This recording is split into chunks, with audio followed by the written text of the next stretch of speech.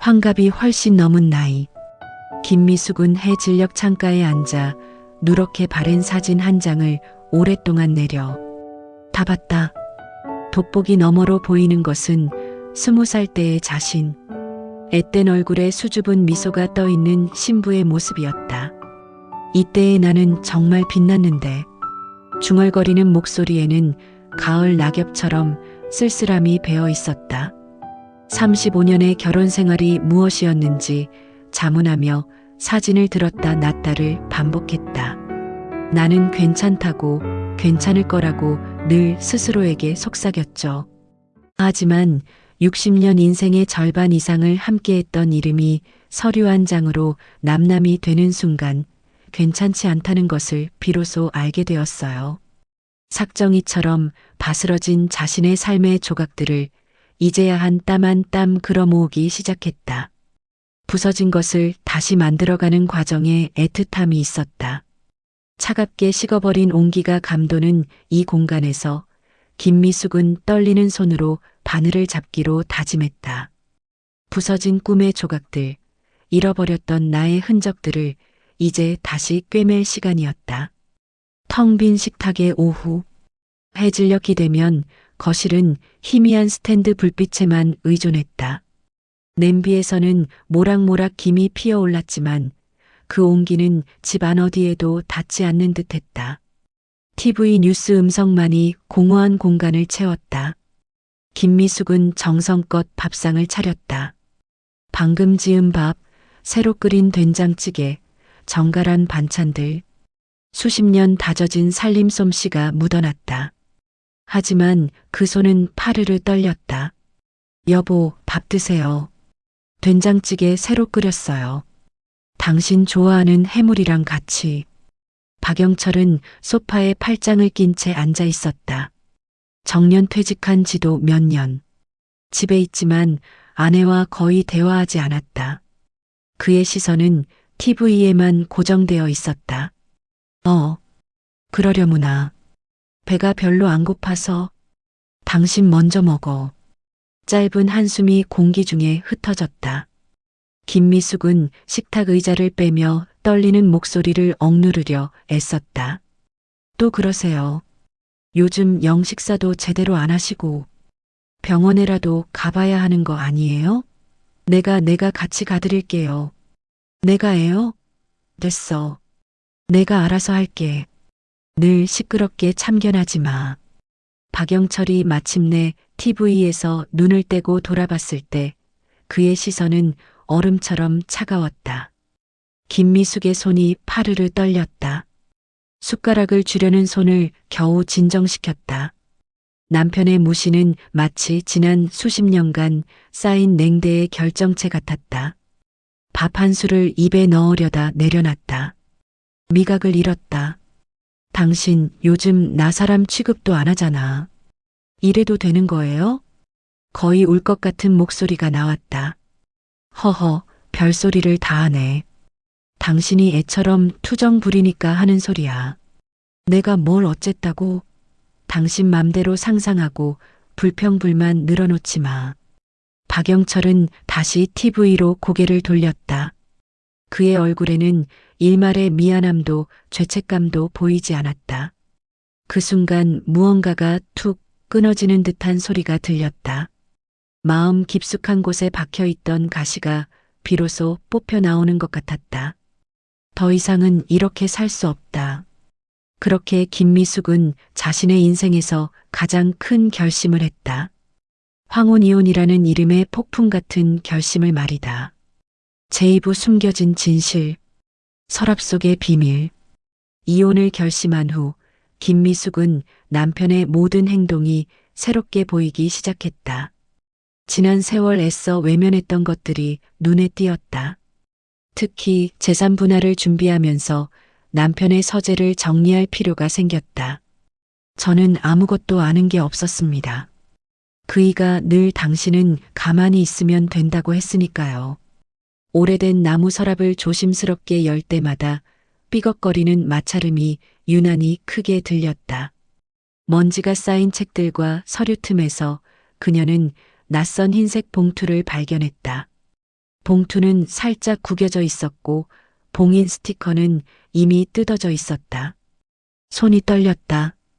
봉투 안에서 나온 것은 몇 장의 사진과 얇은 통장 하나, 그리고 부동산 관련 서류였다. 사진 속에는 앳된 모습의 박영철과 그 옆에 박영철과 몹시 닮은 어린아이를 안고 환하게 웃고 있는 낯선 여자의 모습이 담겨 있었다. 통장을 펼쳤다. 박영철의 이름이었지만 입금된 날짜와 금액이 이상했다. 특정 날짜에 거액의 현금이 꾸준히 입출금되어 있었다. 부동산 서류는 김미숙이 전혀 알지 못하는 낯선 주소의 아파트 매매 계약서였다. 말도 안 돼, 이게 다 뭐야, 누가 누구야, 이 여자는. 사진과 서류가 손에서 떨어져 바닥에 흩어졌다. 호흡이 가빠졌다. 사진 속 아이의 얼굴에서 박영철의 모습이 선명하게 오버랩되었다. 가슴을 짓누르는 답답함과 함께 걷잡을 수 없는 분노와 배신감이 밀려왔다. 지난 수십 년간 남편의 무관심이 단순한 성격 때문이 아니었음을 직감했다. 숨겨진 비밀이 자신들의 결혼 생활을 송두리째 흔들고 있었다는 불길한 예감이 몸을 저밀었다. 김미숙은 바닥에 주저앉았다. 그녀의 눈빛에는 의심과 충격, 그리고 차가운 복수심이 동시에 타올랐다. 폭풍전야의 대면. 며칠이 지났다. 어둠이 깔린 거실, 은은한 스탠드 불빛만이 공간을 밝혔다. 테이블 위에는 한 잔의 차가 놓여 있었지만 아무도 손대지 않았다. 공기는 무겁고 날카로웠다. 밤이 깊어지자 박영철이 TV를 보다 앞에 찻잔을 발견했다. 평소와 다른 어두운 집 분위기에 의아함을 느꼈다. 그때 김미숙이 천천히 테이블로 걸어왔다. 할 이야기가 있어요, 여보. 또 무슨 불만이시려고. 말해봐. 어디 한번 드러나 보자. 김미숙의 등 뒤로 감춰졌던 손이 천천히 앞으로 나왔다. 사진 몇 장, 통장 사본, 부동산 서류가 테이블 위로 내려졌다. 박영철의 얼굴이 순간 굳어졌다. 놀라움과 당황스러움이 스쳤다. 침묵이 흘렀다. 당신 서재에서 이혼 정리하다가 우연히 발견했네요. 우연이라고 해야 할까요? 아니, 어쩌면 하늘이 도우셨는지도 모르겠어요. 이 오랜 세월 동안 내가 모르고 살았던 당신의 비밀을 알게 해주려고 말이죠. 박영철이 황급히 서류들을 끌어모았다. 남의 서랍을 왜 함부로 뒤져? 당장 치워. 그리고 이게 다 무슨 소리야? 김미숙의 웃음이 차가웠다. 남의 서랍? 그래요. 어쩌면 이 집 전체가 당신에게는 남의 집이었을지도 모르겠네요. 당신의 마음, 당신의 진짜 삶은 늘 다른 곳에 있었으니까요. 김미숙, 주제넘게 어딜 감히 이건 다 과거의 일이야. 별것도 아닌 일 가지고 긁어부스럼 만들지 마. 과거요? 김미숙이 떨리는 손으로 통장 사본을 가리켰다. 여기 2년 전 당신 이름으로 나간 아파트 매매 기록은 뭔가요? 그리고 매달 꼬박꼬박 빠져나간 이 큰 돈은 또 뭐죠? 과거. 그 과거가 당신에게는 여전히 현재 진행형이었더군요. 나와 이 결혼 생활을 우습게 보면서 다른 사람과 또 다른 삶을 꿈꿨다는 건가요? 감히 어떻게. 김미숙의 목소리가 격앙되었다. 지난 35년 동안 억눌렸던 분노가 폭발했다. 눈물이 뺨을 타고 흘렀지만 그녀의 눈빛은 흔들리지 않았다. 내 35년의 세월이 당신에게는 한낱 시시한 구속이었나요? 이 집은 당신에게 무엇이었고 나는 당신에게 누구였어요? 말해봐요, 박영철 씨. 김미숙은 더 이상 참지 못하고 테이블을 내리쳤다. 차가 엎질러지며 뜨거운 김이 모락모락 피어올랐다. 박영철은 잔뜩 겁먹은 얼굴로 아내를 바라봤다. 더 이상 숨길 수 없는 진실이 두 사람의 관계를 완전히 파탄내고 있었다. 제사부 진실의 추적. 골목길에서 발견한 것들. 밤을 새웠다. 억울함에 치를 떨다가도 김미숙은 자신을 다잡았다. 나는 김미숙이다. 이제는 나를 위해, 내 잃어버린 세월을 위해 이 지독한 진실의 끝을 봐야 한다. 모든 감정을 얼음 속에 가두고 그녀는 형사처럼 남편의 그림자를 쫓기 시작했다. 부동산 서류 속 낯선 주소로 향했다. 오래된 빌라 단지. 건물들은 낡고 골목은 어두웠다. 낮 시간인데도 햇볕이 잘 들지 않아 서늘한 기운이 감돌았다. 골목 초입에 있는 낡은 사진관으로 들어섰다. 안녕하세요. 혹시 이 근처에 사시는 분 중에 박영철 씨라고 아세요? 사진관 주인이 물끄러미 바라봤다. 박영철? 그런 분은 잘 왜요? 아, 제가 예전에 알던 분이라서요. 이 근처에 산다고 들었는데 이름만 듣고는 모르겠네요. 워낙 오래된 동네라서 사람들이 자주 바뀌기도 하고요. 혹시 아파트 이름 같은 거 아세요? 여기 이안빌라밖에 없는데. 생각을 정리한 김미숙이 다시 물었다. 아, 혹시 이유진 씨는 아세요? 젊은 여자분이신데 아들 하나랑 같이 살았을 겁니다. 사진관 주인의 눈이 살짝 찌푸려졌다. 이유진 씨요? 아, 혹시 그의 엄마 말하는 건가? 그 젊은 아줌마 한 10년도 더 전에 이 동네로 이사 왔을 거야. 아기 때부터 아들 민준이랑 둘이 살았지. 불쌍하게도 혼자 애 키우느라 고생이 많았어.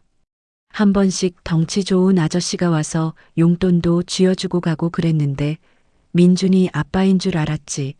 동네 사람들은. 근데 참 이상하게 둘이 같이 다니는 걸 본 적은 없고 그냥 멀리서 지켜보다 가는 것 같더라고. 김미숙의 심장이 쿵 내려앉았다. 찾던 그 여자가 맞았다. 덩치 좋은 아저씨는 박영철이 분명했다.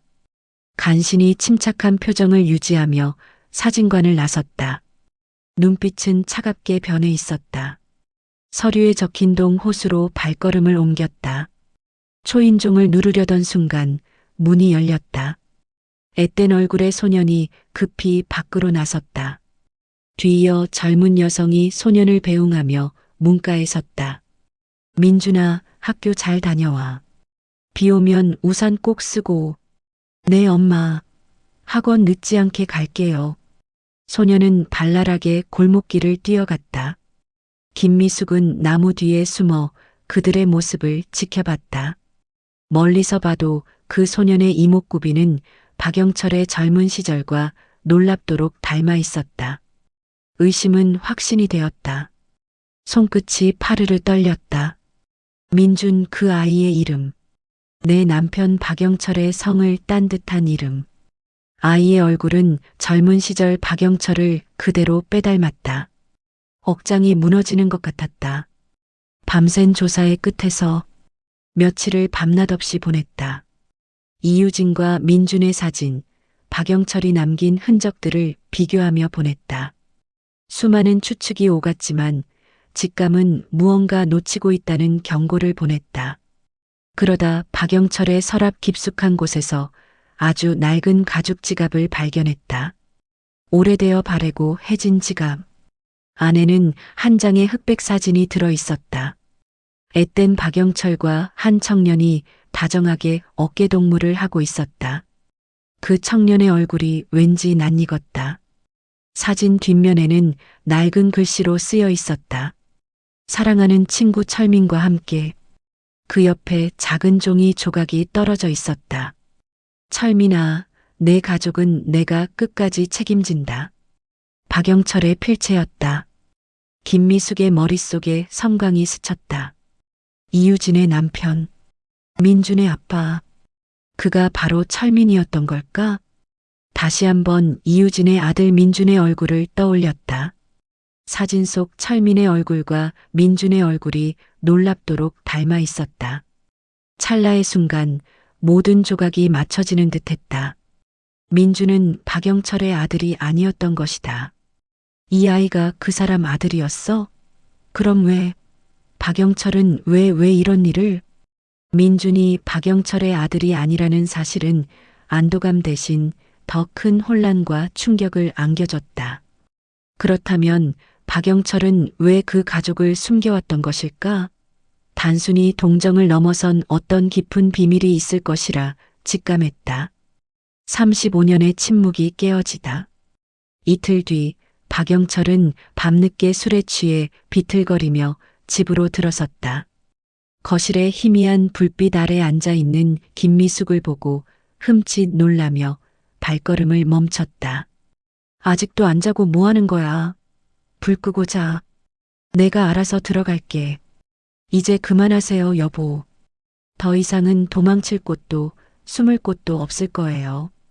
김미숙은 테이블 위에 낡은 가죽 지갑에서 나온 흑백 사진과 철미나 내 가족은 내가 끝까지 책임진다라고 적힌 쪽지를 그의 앞에 던지듯 내려놓았다. 박영철의 눈이 순간 휘둥그레졌다. 그토록 숨겨왔던 가장 깊은 비밀의 열쇠가 그녀의 손에 들려있다는 사실에 그는 망연자실한 표정을 지었다. 이유진 씨와 민준이는 당신의 친구 철민 씨의 가족이더군요. 맞죠? 민준이 아빠는 당신이 아니라 철민 씨 왜 그랬어요? 대체 왜 지금까지 이런 엄청난 사실을 숨긴 거예요? 술이 확 깼다. 박영철은 온몸을 부르르 떨며 고개를 숙였다. 오랫동안 말을 잇지 못했다. 무슨 말을 하냐고요? 당신이 짊어진 죄책감만큼이나 당신의 아내인 나도 지난 35년을 그림자처럼 살았어요. 이 집은 당신에게 무엇이었고 나는 당신에게 누구였어요? 왜 나에게 단 한 번도 말하지 않은 거죠? 차라리 진작에 말했더라면. 그 순간 박영철의 목에서 목이 메었다. 지난 35년간 눌러왔던 눈물이 마침내 흘러내렸다. 철민이는 내 생명의 은인이었어. 젊은 시절 사고가 나서 죽을 뻔했던 날 철민이가 날 구하다가 큰 사고를 당했어. 하반신 마비에 뇌 손상까지 와서 채 몇 년도 못 살고 세상을 떠났지. 20살도 안 된 어린 이유진과 갓 태어난 민준이를 남겨두고 그때 그 아이들이 전부나 다름없던 철민이의 가족이었어. 내가 평생 지켜주겠다고 약속했어.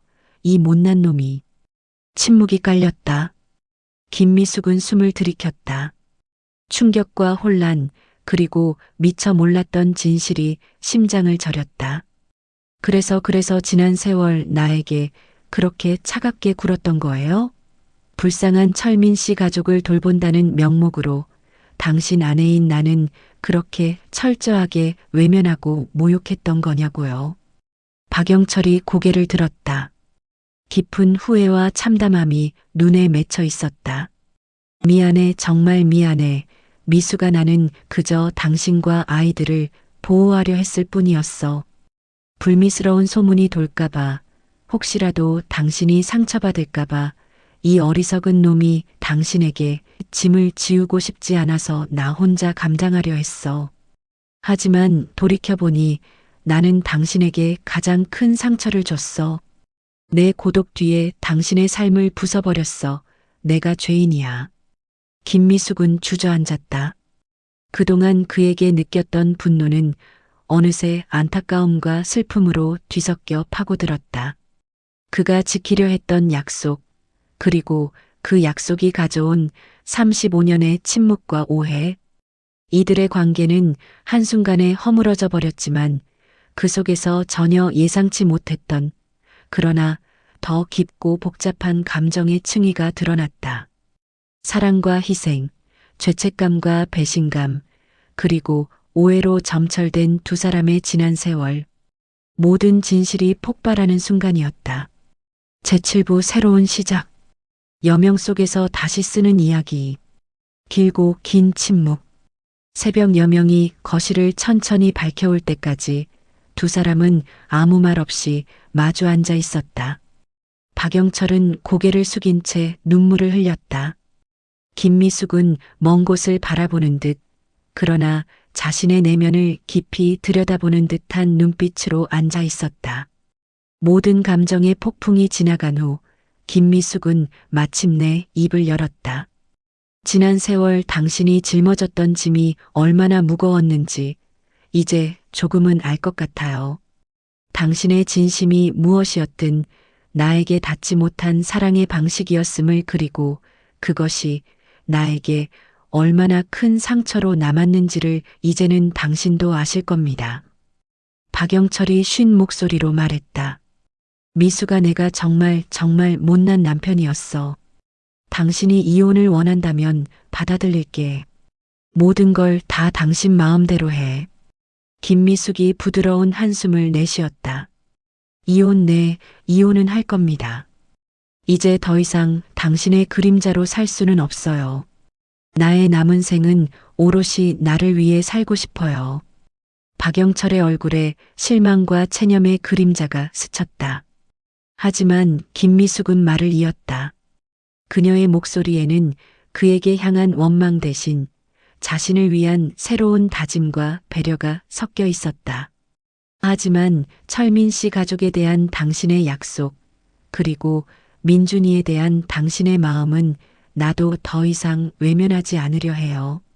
이유진 씨와 민준이에게 그동안 그늘 속에서 지냈던 것에 대해 나도 사과하고 싶어요.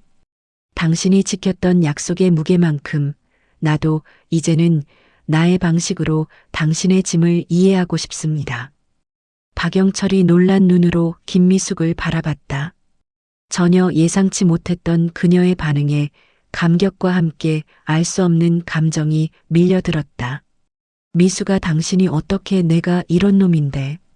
내가 당신을 완전히 용서했다고 말할 수는 없을 겁니다.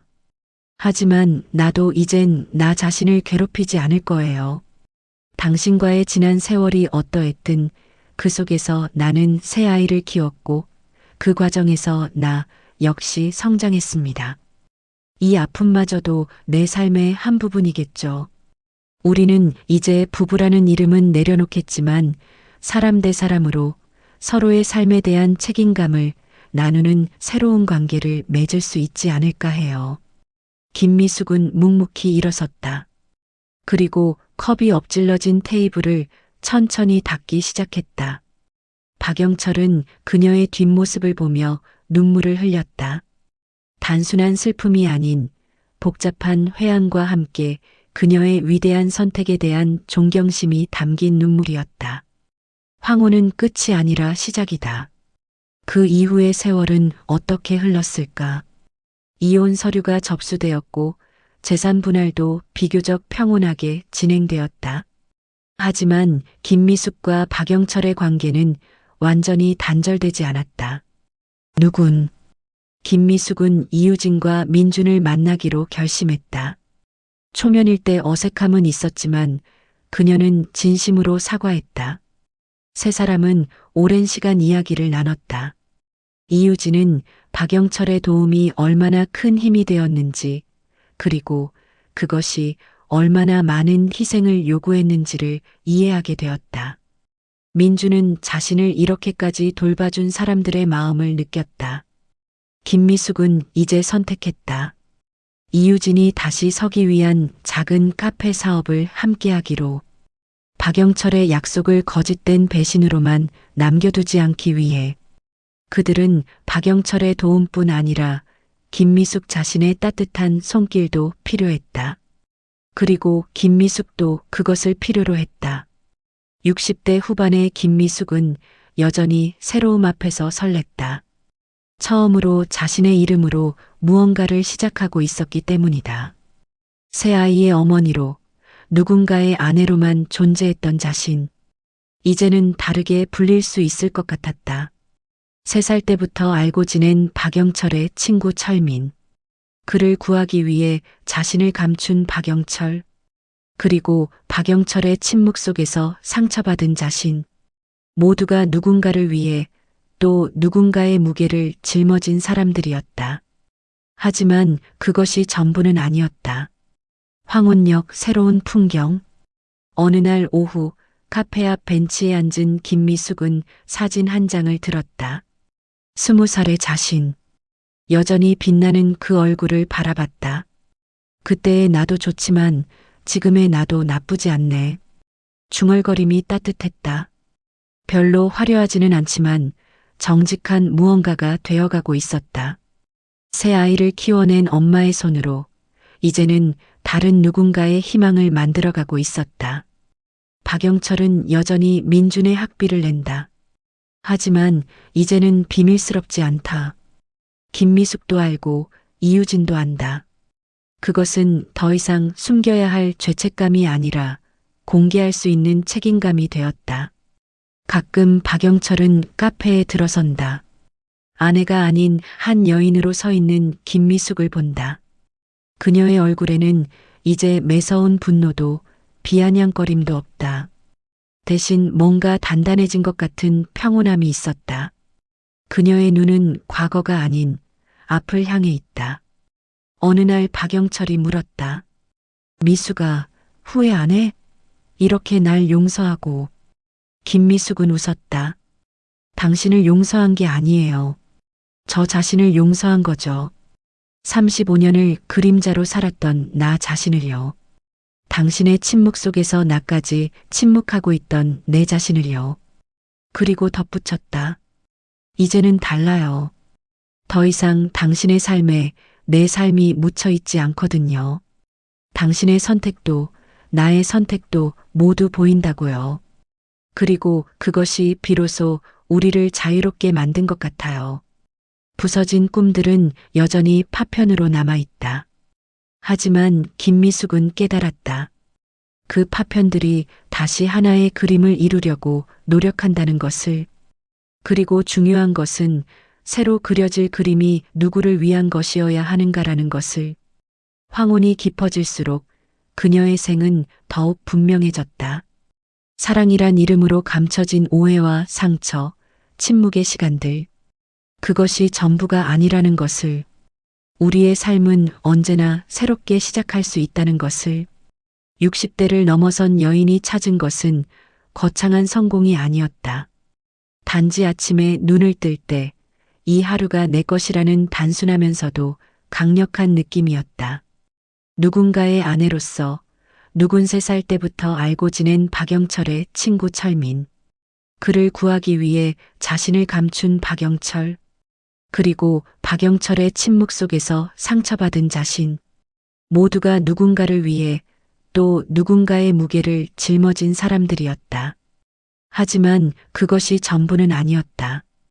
어느 날 오후 카페 앞 벤치에 앉은 김미숙은 사진 한 장을 들었다. 20살의 자신. 여전히 빛나는 그 얼굴을 바라봤다. 그때의 나도 좋지만 지금의 나도 나쁘지 않네. 중얼거림이 따뜻했다. 별로 화려하지는 않지만 정직한 무언가가 되어가고 있었다.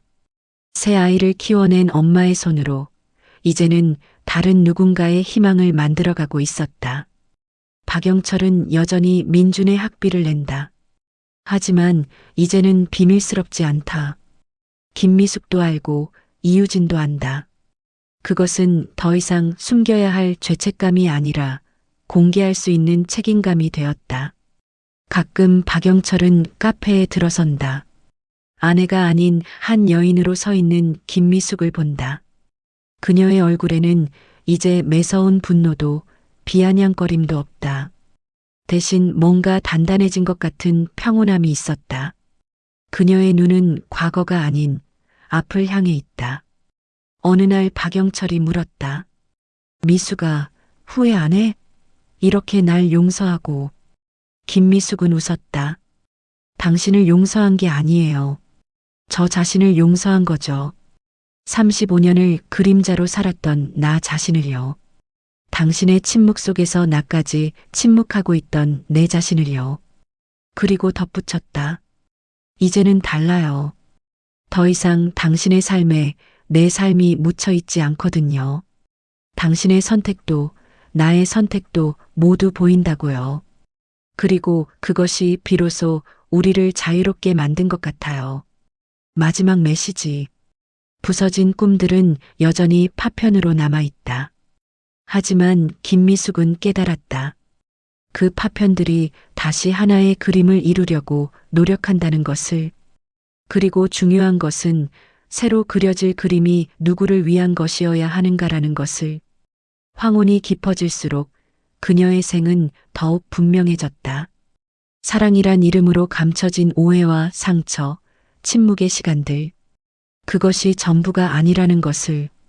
우리의 삶은 언제나 새롭게 시작할 수 있다는 것을. 60대를 넘어선 여인이 찾은 것은 거창한 성공이 아니었다. 단지 아침에 눈을 뜰 때 이 하루가 내 것이라는 단순하면서도 강력한 느낌이었다. 누군가의 아내로서, 누군가의 어머니로서의 의무가 아닌 온전한 자신으로서의 자유였다. 창밖으로 또 다른 황혼이 내려앉는다. 해는 진다. 하지만 어두워진 하늘에서 별이 하나둘 떠오른다. 마치 깨진 유리 조각들이 별처럼 빛나기 시작하듯이 내 삶의 가장 큰 발견은 늦지 않았다는 것이었습니다. 늦다고 생각했던 바로 그 순간부터 모든 것이 다시 시작될 수 있다는 것을요. 김미숙은 이제 그렇게 말한다. 다음 세대의 여인들을 만날 때마다 자신의 딸, 손녀, 그리고 이유진 같은 어떤 여인을 만날 때마다 당신의 삶이 누군가를 위해서만 존재한다고 생각하지 마세요. 당신은 이미 충분히 했어요. 남은 시간은 그저 당신을 위해 남겨두세요. 황혼이 끝이 아니라 가장 빛나는 자신을 만날 수 있는 또 다른 시작이라는 것을 말이에요. 부서진 것을 다시 꿰매는 과정은 고통스러웠다. 하지만 그 바늘땀들이 모여 새로운 형태의 그림을 만들어냈다. 처음과는 다른, 그렇지만 더욱 소중한 무언가로. 35년의 침묵이 걷히고 새로운 목소리가 울린다. 그것은 비극의 목소리가 아니다. 오히려 단호함과 따뜻함이 함께 어우러진 삶 자체의 목소리다. 나는 괜찮을 거라고 속삭였던 그때의 나에게 말해주고 싶습니다. 당신은 이미 충분히 괜찮아졌다고요. 그리고 이제부터 더 나아질 거라고요. 저녁노을은 여전히 아름답다. 해가 지면서 하늘은 자주색, 주황색, 붉은색으로 물든다. 마치 깨진 유리 조각들이 빛을 받아 다양한 색깔로 반짝이듯이. 그렇게 황혼이 깊어지는 시간, 김미숙이라는 한 여인은 천천히 자신의 새로운 삶을 향해 걸어간다.